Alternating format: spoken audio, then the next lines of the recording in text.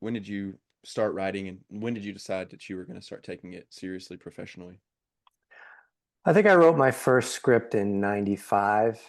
It was right after college, early 20s.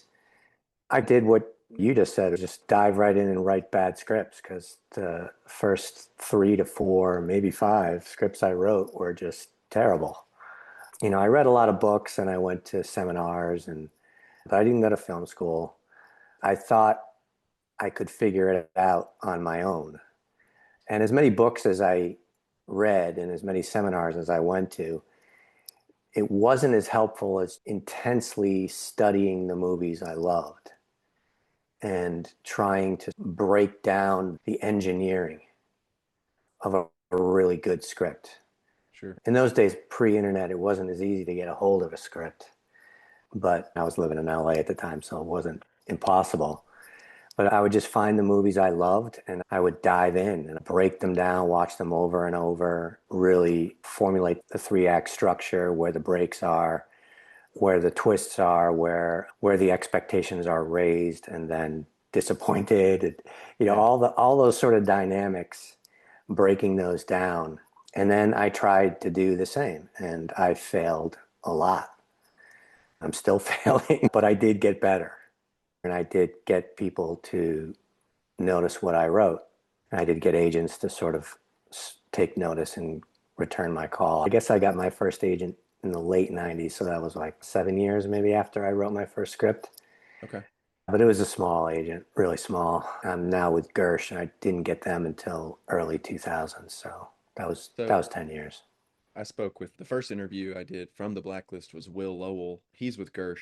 He seems to enjoy his time with Gersh. Obviously, do you kind of enjoy the representation?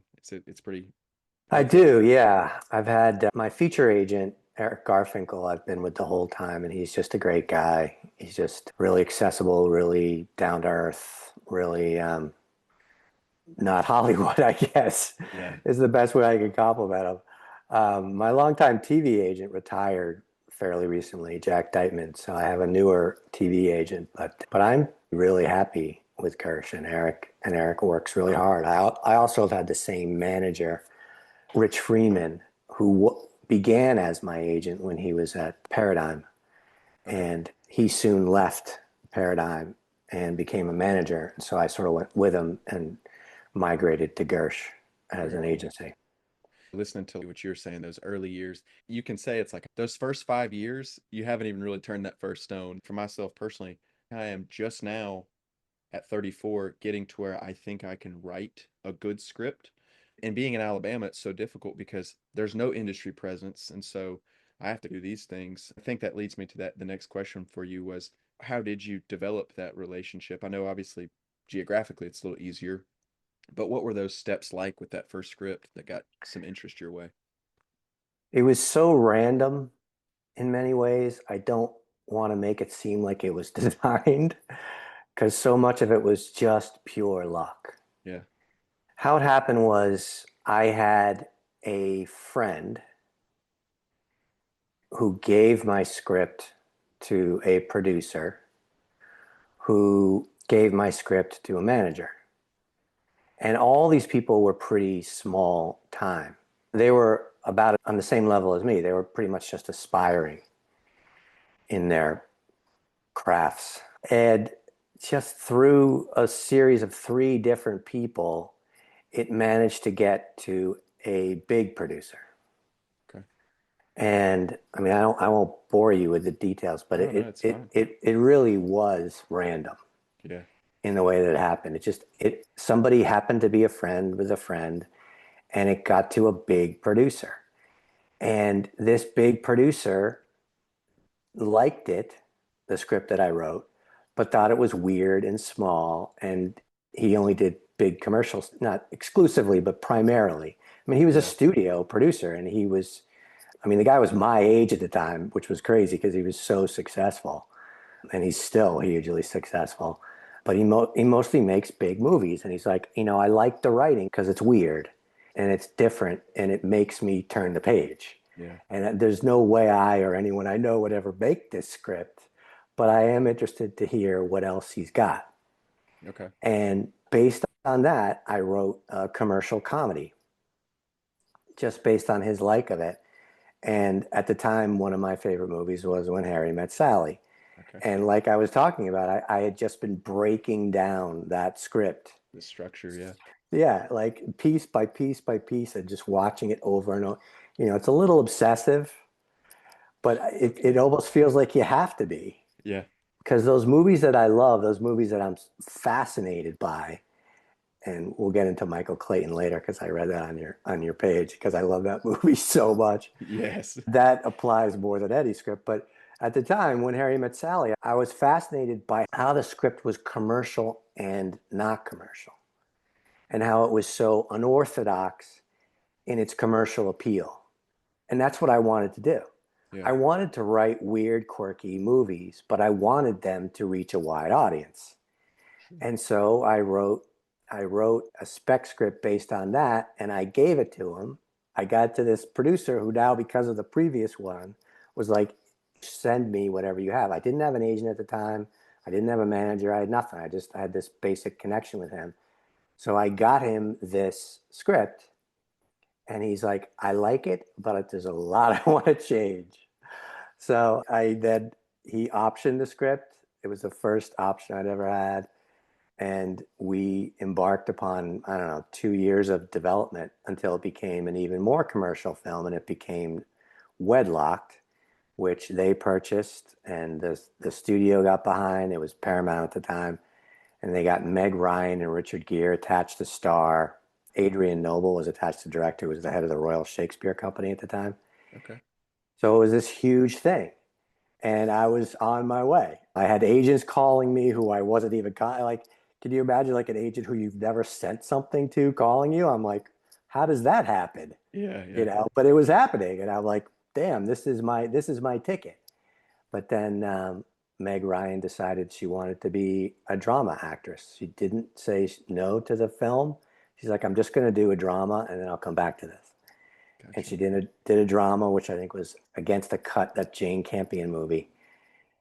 And that did not perform well. And then she did another drama, which was Against the Ropes, which was kind of a comedy, I think, and that didn't do well. And then she's like, all right, well, now I'm ready to do Wedlocked. And the studio said, we're actually not ready to do the Wedlocked with you. Oh man. So the Gosh. whole thing fell apart. And you can't Um, blame her. It's like, no, obviously speaking to actors and actresses, they don't want to be typecast. It's like, exactly. she wants to Yeah. explore. No, I totally respect it.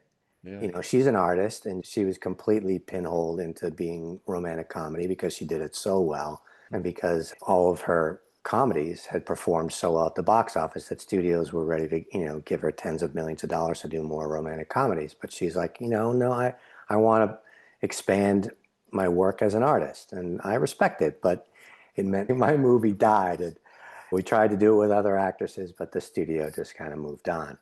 But I did get a lot out of it. I got an agent out of it. I got a manager out of it. I got blind script deals out of it. So it did make my career, but it elongated the process quite a Sure. bit. Yeah. I Yeah. mean, I I thought I see was an what you're saying. overnight success, and it turns out I'm 20 to 30 years Yeah. mild success. I think that's where I'm starting to realize that it is a slog. I didn't have any of that success in my 20s, but I certainly idealized the process. And there was kind of like that lull in between any real inspiration or forward momentum. I kind of stopped. And now I can't stop thinking about it. I guess I'll buckle up for 20 years and see where it gets me. I had a question about when you're dealing with agents as far as your material. Are you always sending finished scripts, or are you going back and forth with particular ideas? What is almost the minimum viable product that a screenwriter can take to an agent or a manager? Maybe they've got a first act and a solid synopsis or a breakdown. Has that ever happened for you, or are you always delivering at least a final first draft to somebody? That was the late 90s that I was going through that process of trying to get an agent and trying to get a manager. I'm not sure how much it's evolved, but then it had to be a finished script. Nobody would really read your synopsis. Occasionally, I do remember people wanted to hear over the phone a breakdown, but that was more so managers. My experience then, and I think it's true now from the up and coming writers that I know, it's much easier to find a manager. early on to invest in you.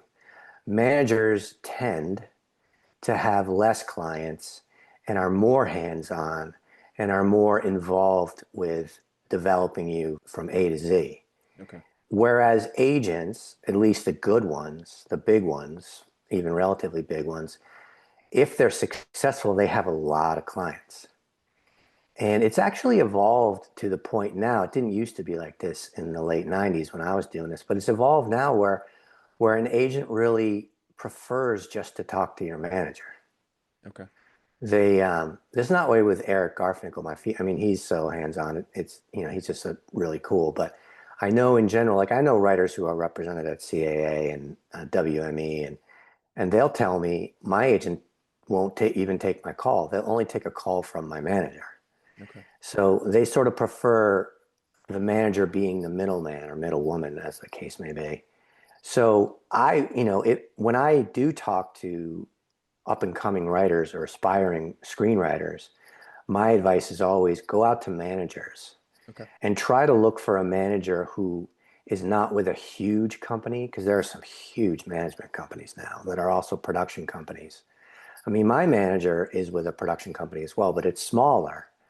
So if you can find like sort of a middle rung kind of manager who is maybe newer or is looking to build up their client list, that to me seems like the better road in, because there's just no way in hell you're going to get a script to a CAA agent or a Yeah. WME agent or even like a Paradigm agent or a Gersh agent. They're just shut off to that. Unless you have a published novel or a graphic novel, a comic book, unless you have something under your belt to interest them, if you're just coming in from the cold, there's just no way. Okay. You're not going to get it to them. Sure. But if there's a manager that you can get your work to or a sample to, and maybe, like you said, maybe it's just a breakdown. And if the plot just really yells out to them that this could be successful, maybe they'll get behind you. Managers are more in the development Yes. business, helping you become a professional screenwriter because they're invested in that. Because managers, the good ones, are really hands-on.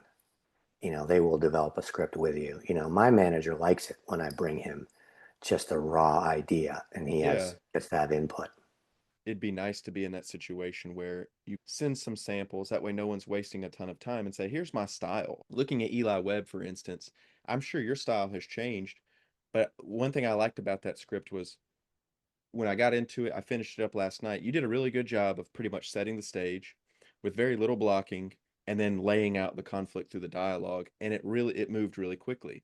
When I write, I use a lot of blocking because I think in my mind I want to direct. And so I write slightly different, but it always trips me up because I'm getting so lost in camera. I'm not chugging on through the script. I feel like the relationship with the manager who's willing to say, all right, instead of giving me 120 pages, give me this germ and let's see how we can get this thing to grow in a particular way. I think ultimately that's what I'm looking for in the future. It's not like they don't want to read great work. It's just there's so much work out there that that chain of command is what keeps things efficient. Yeah, especially those agents. Those big agents are so pressed for time. Hmm. Their time is just every moment of the day is spoken for weeks in advance. So the idea of them reading a 120-page script is anathema Yeah. to most of them. And even if it's from a recognized writer, they'll still have their readers write coverage on it if it's a blind submission or a semi-blind submission. So getting it to an agent, a really good agent, is just I just think it's futile. Yeah. Um, but it's interesting you talked about the blocking because that's been a big process for me. Really. Yeah, starting out, I was a lot like that. I wanted the reader to be crystal clear on exactly how I saw the film. And what I found that was doing, I didn't aspire to direct like you do, which I so admire because that's an even harder process. But I wanted to make it so crystal clear. And my agent, when he reads something, he's always saying, don't tell us what it is. Let us come up with it. Okay. Let the reader write for the reader, not for the audience. Yeah. It's far from being a movie if it's ever going to be a movie. It's just got to get past the reader. And the, there's a science, a real science. David Mamet does this so well, where he just tantalizes you with his, oh, that's my favorite book. Oh You yeah. just showed my favorite book. And what I love about that book is, I know I'm going off on a tangent, but No, you're what fine. I love about that book is it says on directing, but it's the best writing book Yeah. you could ever read. It's all about the intuitive. Anyway, I cannot. Well, the We start best talking about. piece of advice he gives in that book, I would say from a novice perspective, is the effective use of transitions from scene to Mm, scene. And that's because David Mamet says the story is told in the cut. And so as you're cutting scene to scene, shot to shot, you begin to kind of weave together that sort of subconscious effect. I always love to see when a writer can effectively use a fade in, a match cut. It makes that weird subconscious association. And so I'm trying to put in cuts at least. If I can't say what the camera's doing, I right. want the cut to at least communicate a passage of time or some sort of weird anachronistic relationship that you might not have thought about. Yeah. And I think that's what No. makes Mamet so brilliant. Yeah, I totally agree. You got to have the cuts in there, Yeah. regardless of how you pare down the blocking. But Mamet is such a genius in knowing the intuition of the reader. As great a filmmaker and as just genius writer as he is, I don't think there's ever been anyone better. He seems to intuitively know what others' intuition is, if Yeah. that makes any sense. Yeah. It sounds weird, but his writing, his scripts, his screenplays, and his plays too, um, they pare down the blocking and the direction so much, but not so much in that the reader, you're inspired to birth the scene yourself. Yeah. It almost feels like you're writing his scenes with him, That's cool. if that makes any sense. Yeah, And that's absolutely. that's what makes him such a genius, is he just seems to know it intuitively. He Yeah. seems to know, and his stage direction and his blocking is just so minimal and yet tantalizing. Absolutely. I And watched that's what I strive to do. I'm not sure I accomplish it, but that's what I strive to be, minimalist and yet tantalizing. yeah, absolutely. It makes sense. I watched Spartan the other night with Val Kilmer. Oh, yeah, Um oh, I love that movie. Yeah, that movie. You talk about minimalist. I mean, I think he made that movie for $2 million. I oh, mean, it's almost a stage play on film. yeah. But Val Kilmer's so perfect, and he gets that whole Mammoth thing of just it's in the words. It's not in your performance. Yeah. The performance will come out organically. On the same dialogue spectrum as Aaron Sorkin, who's just so rhythmic, and that's always been that his cadence is it's Yeah, it's yeah. impeccable. Even Sorkin's films brilliant. Yeah. he is like even films that might have not been as well received, which I don't really pay attention to those things. It's like you can't know it until you watch it, but I would say Steve Jobs was not as well received as say The Social Network, but and when you watch Steve Jobs, that movie just flies through. Like you're on this scale and it's Yeah, it's music. yeah, It's yeah. very He puts you cool. on that roller coaster, and you don't want to get off. Yeah, it's a I just Steve saw Jobs. Charlie Wilson's War the other Ah, night, I've which never I seen hadn't that. seen. I hadn't seen it in years, Yeah, probably back since it came out. And I'm watching it going, damn, this is brilliant. So good I and know. so well written. It's just it, he, I don't know what it is that Sorkin does. I've tried to analyze it and I can't figure it out, but he makes static situations so fluid. Sure. I mean, that conversation in the opening of The Social Network, you feel like you're in the middle of an earthquake. Yep. And those two people are just sitting down for dinner. I just, it's I, just brilliant. It's just brilliant how he does that. I've seen interviews with him and he talks about ultimately the large majority of the movie is still just going to be two people talking. And we one of my first short films that I wrote was called Little Eye, and that was one thing I wanted to focus on. We're taking it on a little festival run if we can. It's very minimalist. It's 5 minutes. But as a director, I wanted to focus on can I take two actors and sit them in the middle of a room and make you feel like something has occurred, like you said, in that sense of just emotional earthquake. I don't think we pulled it off, but maybe close. I mean, it was aspirational territory. But yeah, when you can, I knew I'm like, and even some of my actors that I had, they were like, "What exactly is going on here?" I'm like, "I'll be honest with you, it doesn't matter. Like, I want there's no real backstory to the short film. It's just an argument between a daughter and an alcoholic mother, and they're playing I Spy, but they're sort of subconsciously picking at each other through the things that they spy. And that's what I was like, I can make this. I can't put a lot of money towards this, but we can make this, and I think we can make it well.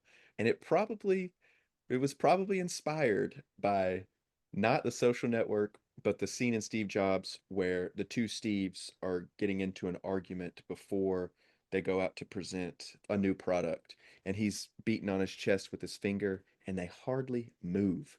But you Right. feel like everything is unraveling. And that's what I was, okay, maybe I can do this, maybe not. Yeah, you're getting your 10,000 hours. That's a fact. That is a fact. With Eli Webb, I wrote some sort of notes about it because I did enjoy it, and I'm curious to know what your thoughts are given the political climate of today, how you think that story would fare um, today as opposed to when you wrote it. It looked like the date on the script was like '06, back in September of '06. Do you think Eli Webb is something that people would still have interest in now as it stands, or would you want to reapproach that story? I would.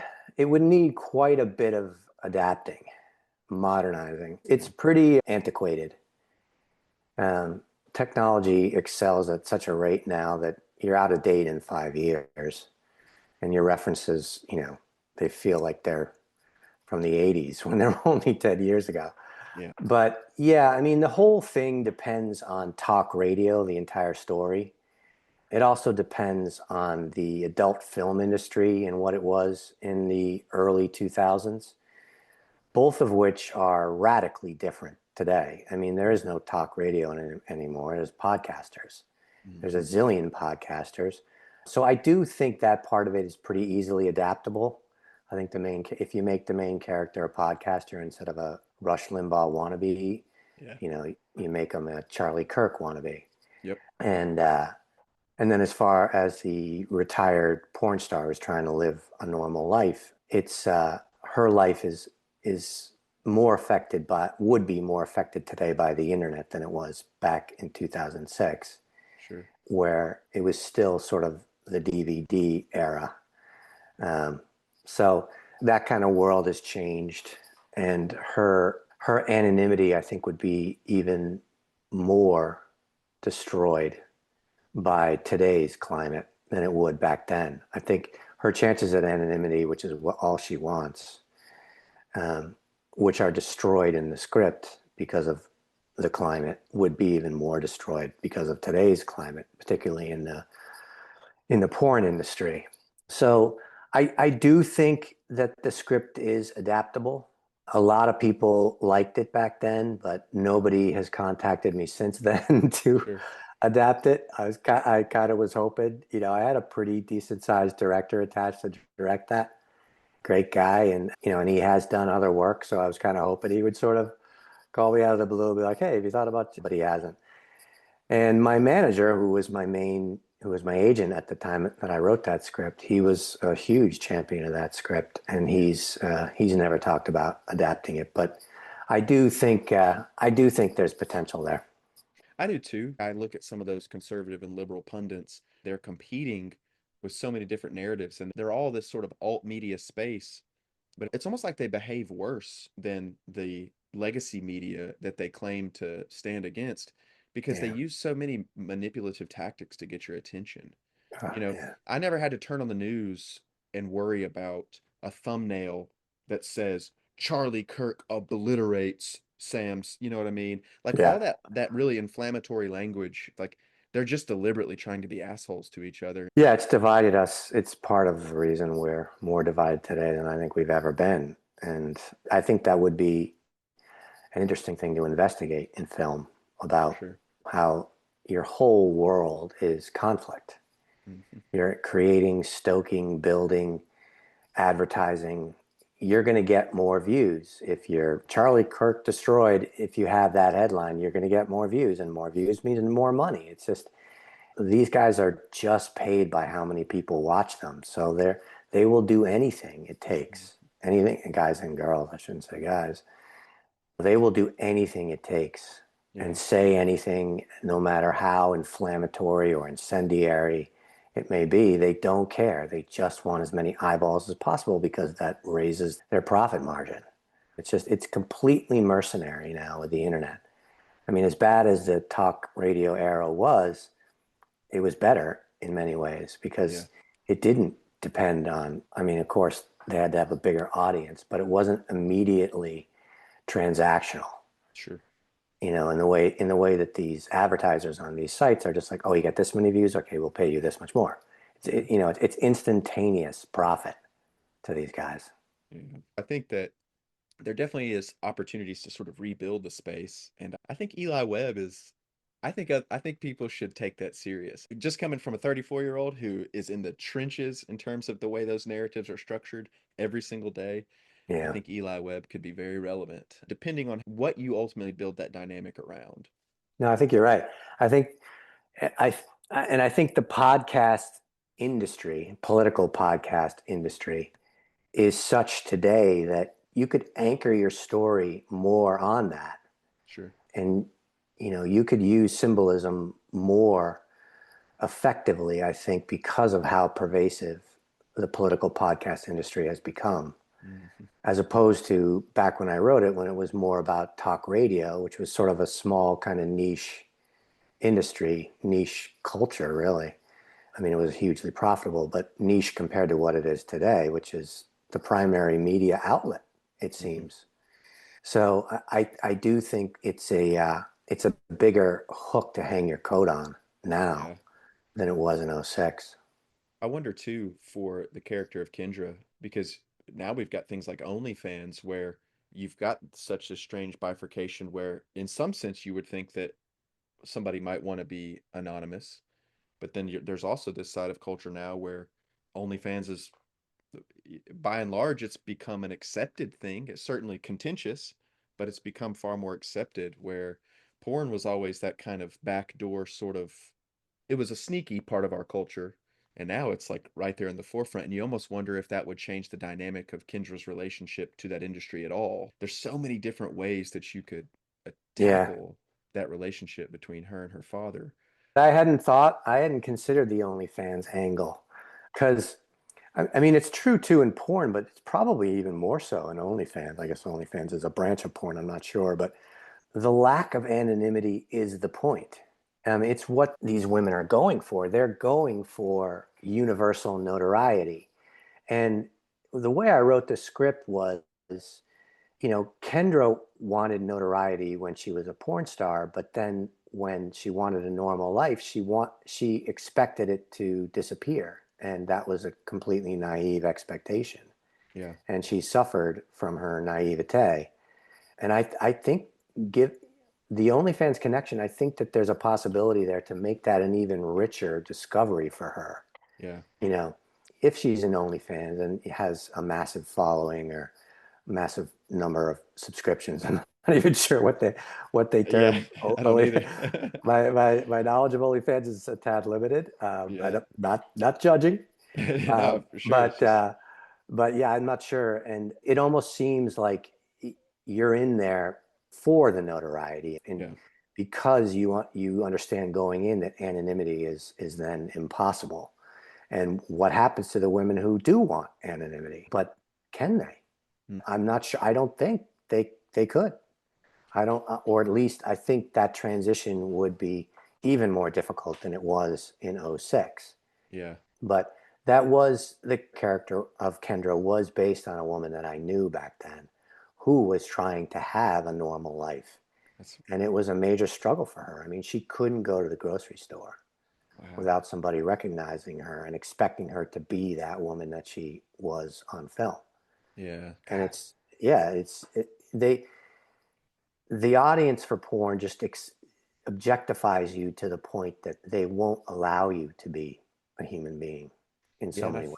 What's so strange about it is the way that objectification has bled over in all parts of our culture. When you get online, you're presenting this avatar as a means of content, which is so strange to me that we've taken the idea of content of character and turned it into you as a product. That's why I've always felt really weird about starting a podcast, is because in a sense you feel like you're making yourself a product. It's like, that's not what I want to do. I really just legitimately want to have conversations. But in order to kind of break through that sort of cultural ethos, you almost have to agree to play the rules for a little bit, which is very strange. And it's sort of, it removes a sense of autonomy from you.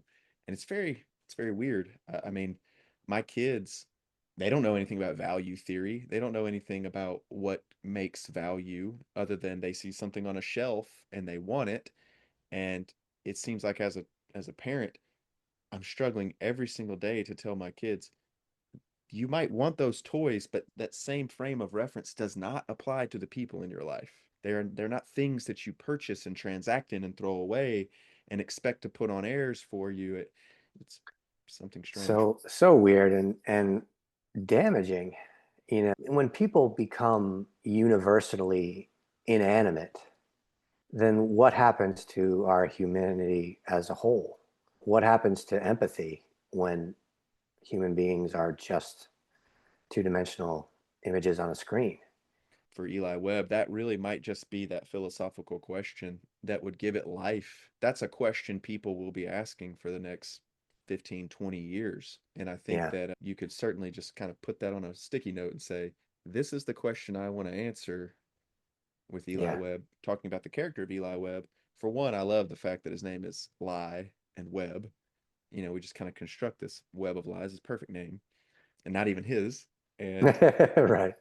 and then Eli Webb did the same thing that There Will Be Blood did, which is my favorite movie of all time, Love it. because I always hear these weird rules if you get on screenwriting Reddit, and it's people always say your character has to be likable. It's like, no, they don't. Your character has to be interesting. That's right. Your character doesn't have to be likable. There's nothing really to like about Eli Webb, but he also kind of comes to recognize that in himself, that like, man, I'm a real piece of shit. And if there's Yeah, something I can salvage, uh, if I have to forsake this image to salvage my soul in some capacity, that's what I'm going to do. And that's why you end up liking the guy at the end of the film. totally. Yeah. I think it's a, I think that there's that lack of commitment I've noticed in certain films, like Ari Aster's movie Eddington. And I like Ari Aster's films, but I don't like nihilistic films because I think that there's a certain sense of nihilism in the last 15 years of film. It's obvious in a few companies that produce films that exacerbate the social issues without necessarily providing any sense of hope when you walk out of the theater. And I think that's really bad for culture. Take Jurassic Park. Jurassic Park worked because I felt like I was in the midst of a horror film, but even through all that horrible stuff, there were anchors that the audience could place their hope into when they walked out. And I wish that some people would take that idea and apply that to their films. Because you can still tell great genre movies without your audience walking out of the theater feeling like a dumpster fire. Yeah, I don't think Ari Aster is going to ever take that advice, but I do think he's a brilliant filmmaker. I mean, I do too. I think his movies are riveting, but nihilism is sort of the name of the game for him. You have to know going in that, you're going to That's come what you out get. thinking, Yep. there's no hope for any of us. Ever. He knows what he wants to do. Oh yeah. He's And I got a lot wonder, of courage. oh, he does. Like Eddington was, it went a different way than I thought it was going to go in the first act, but he just he's not afraid, and I feel if on a meta level, it's like at least look at that. This guy is fearless when Oh, he tells his totally. stories, and it's cool. It's like, all right, And I'll trade that. I'll trade that hope for that confidence. I don't know this for a fact, but I would imagine that Ari Aster has never taken a single studio note. I would bet money. I don't know it. I have no inside information. Yeah. I would bet money that he at any studio note that comes in, he just tosses in the trash. See Doesn't ya. even read it. Yeah, Well, I I'm remember sure. seeing Hereditary. It was like, man, that Man. that horrified me. Yeah, It just was no barriers, no. no filters. I love his movies, but I don't come out of them feeling good, as no one Yeah, does, and as his intention is not to have anyone who watches his films feel good, and I love him for that. because in a sense, me talking about hope, it's like hope is a good thing if it's going to inspire action in people. For Ari Aster's films, I think he knows, like, yeah, this is what I want to do because I don't want us to get into this dangerous territory of just idealism where we all walk away feeling great but don't do anything about it in order to maintain. And so his movies are a really sharp reminder. Yeah, It's you're he's supposed to brilliant. be rocked. I mean, Yep. he wants to rock you, and he does every time. And I think if there were a message in his films, I don't know that he would agree with this, but it seems that the message is there is no hope. Yeah, yeah. When you're in, you're not getting out. Yep. You're not, one way or another, you're going to be destroyed Yeah. by the world you've found yourself in, because all of his characters are destroyed, even if they survive. Yeah. Even Florence Pugh in Midsommar. I mean, I wouldn't say she's destroyed, but she's certainly transformed. And You know, that bridal floral dress that it's like on the surface it's beautiful, but she's just wrecked. oh, We got a few minutes. We'll talk about some craft for a second. What do you struggle with the most when you're writing a screenplay? Where do you feel like you just lose momentum? Do you generally have a pretty good idea with first acts? Like where always seems to be the log jam for you? Because everyone seems to say second act. that's a really good question. I mean, that's been different for every script I've written. I would say this is probably a more general answer than you're looking for, but the screenplays that I've run into trouble writing have been more of a environmental effort than an internal one. Okay. And that may not make any sense, but the screenplays that I have written that have really worked, and unfortunately there's less of them that have worked than have not, have always been a confluence of ideas that have come from within. Yeah, no, no. I don't want to sound too Woo woo, but you're right. woo, yeah, Yeah, no, too it's like self-help ish, yeah. like I'm writing Anthony Robbins or something. But it's my best screenplays have been given to me more than I've thought them up, if that makes any sense. Sure. Yeah, where it's like something kind of you're like, oh, it hits you. It's like an inspiration that comes out of the blue. Yeah. You see something, you meet someone, and you just start thinking about it, and you can't really stop thinking about it. And you're like, that would make a great movie. But oftentimes, or usually times for me, that in and of itself doesn't make a good movie. It needs another element, it needs another piece. Like with the porn star who is trying to lead a normal life, that wasn't enough in and of itself to make a compelling story. Yeah. So it needed, when the elementary school, or actually it was kindergarten at the time, that my oldest was going to at the time, she, right in the playground, a mother of one of the children bumped into her estranged father, who she hadn't seen in years because they were not hadn't been on speaking terms for 20 years or something, and they literally, quite literally, bumped into each other in the playground, and they were shocked to see each other. And why would you be here? Why would you be here? Both of their children were going to that school. Wow. And I'm like, wow, that would make an amazing story. But like the porn star trying to go straight, it wasn't enough in and of itself. So the combination of the two elements sort of came together seamlessly. Yeah. And it wasn't like I even thought them up to do that. They just did on their own. Um, Another idea that my other Blacklist script from '05 was Barstow, which was made into a TV movie with I saw Angie that. Harmon, which is called Buried in Barstow.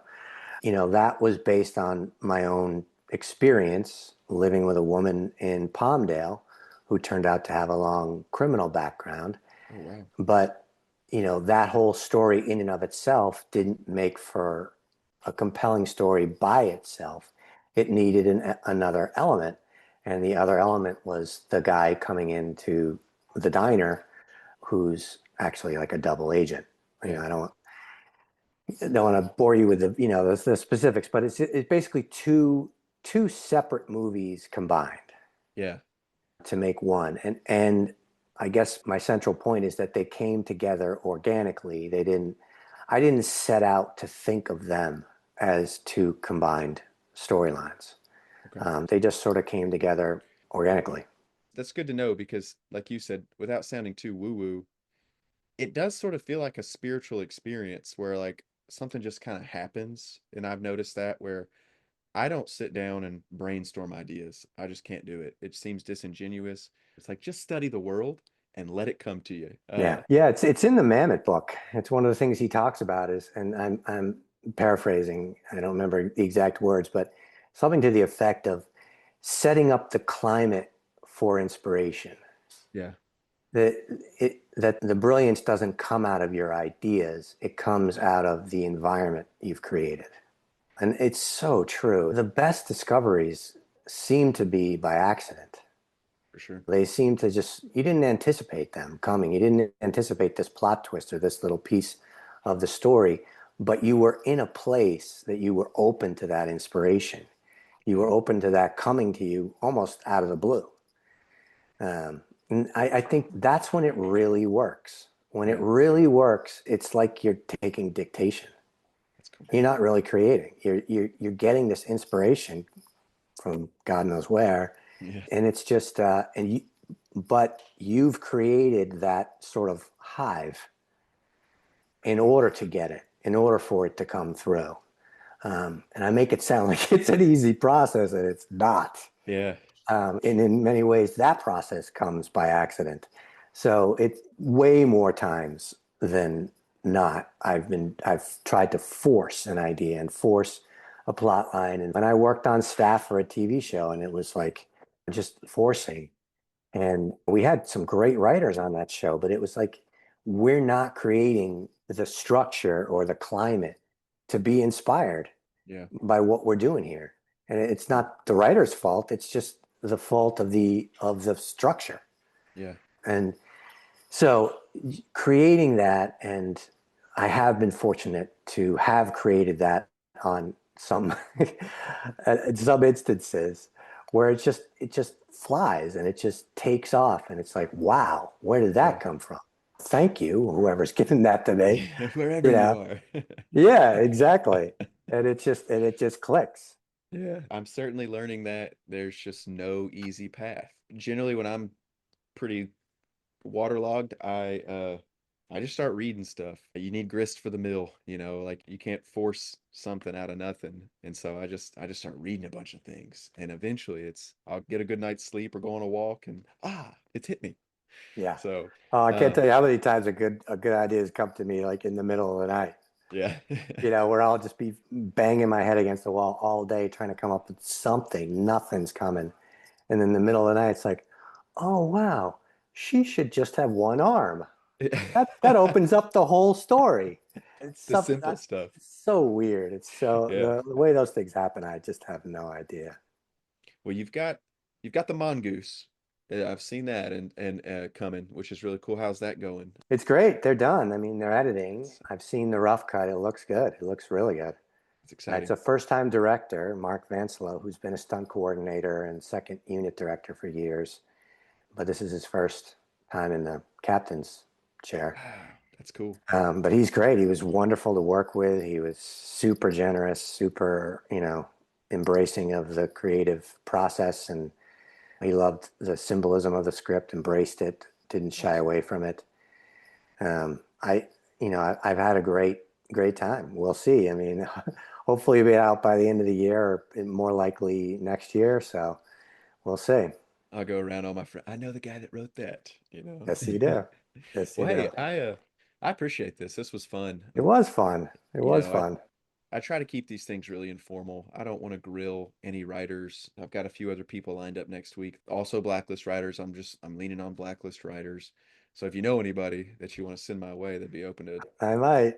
Yeah. send them my way. That would be Yeah. phenomenal. Well, if you ever want to have another talk, and maybe like just about Michael Clayton, because I could talk about that movie for 6 hours. We didn't even get into it. I know. That to me is, I mean, There Will Be Blood. Yes, that is right up. That's in the Mount Rushmore. But Michael Clayton, if I think about the best movies of the 21st century, that's the one that stands out for me. I was kind of surprised, which again, it's all subjective, but I think Michael Clayton on that Times or New York Times, whatever list that they came out with the other day, Michael Clayton was pretty low on the list. And I'm thinking, you got to spend some time with it to see what it's doing. Oh, But totally. the book, Totally. like Realms and Conquest, that's why I Yeah. wrote about it, is it's spiritual warfare. It's like the battle of these Greek gods that are playing out through these very American institutions, which kind of feels that way some days in your everyday life. It's as close to mythology as I've ever experienced in a film that has no overtly mythological elements outside of that kid's book. And the way it affects Tom Wilkinson's character is Yeah. that the disembodied voice, the way it starts with, it feels like biblical in scale, and it's so So wild. biblical. Yeah. And what is the price of finding the truth? What price do you have to pay? And in Arthur, Tom Wilkinson's case, it's destruction. Yeah, And in Michael Clayton, George Clooney's case, it's rebirth. yeah, It is as spiritual as it gets without being one tiny shred of preachy. There's not a single preachy frame in that whole movie. hmm, And yet it is as spiritual as it gets. And the oh, book and the horses, oh, I I mean, know. the symbolism of those horses, when Michael Clayton looks those horses in the eye, you want to cry. I It's know. like, what am I crying at? I'm crying at a man looking in the eye of the horses. But because his acting is so brilliant, Hmm, without a speck of dialogue, he's looking in these horses' eyes, and you see his rebirth. yeah, You see his entire rebirth in his eyes when he looks at those horses' eyes, and it's like, oh my God, yeah. what am I witnessing? And There's then like this, the explosion and the horses bolt. it's like divine inspiration, where it's these Totally. horses to me, I could not stop thinking about like the three wise men. They're coming in and delivering this gift to this chosen one, so long as he's willing to make the sacrifice for it to be so. And it's like, Yeah. God, that's great. I've seen Michael Clayton three times, and each time I've watched it, it has meant something different to me. I loved that on the surface as a teenager watching the film, it was a fun political thriller, but I had no experience with religion or spirituality or any of these metaphysical questions. I never asked questions, and that kind of is why you see so much truth reflected in Michael Clayton, because he didn't either. And then all of a sudden he begins to, and it's like, crap, I got to start asking more questions. Every time you watch Michael Clayton, you're more fascinated by it. Every time I watch that movie, I'm actually built up more Yeah, in in my interest in it and my needing to know everything about it.